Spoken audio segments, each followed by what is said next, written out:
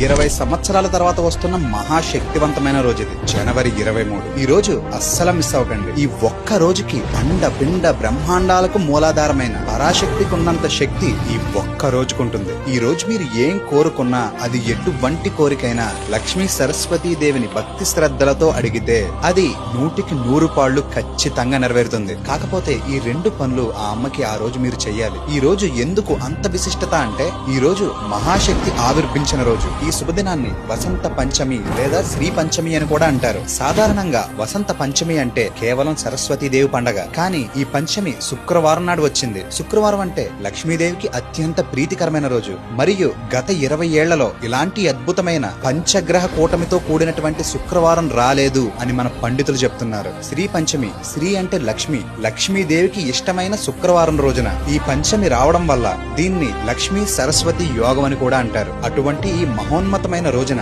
మీరు మనస్ఫూర్తిగా ఏం కోరుకున్నా అది ఖచ్చితంగా నెరవేరుతుంది. మీరు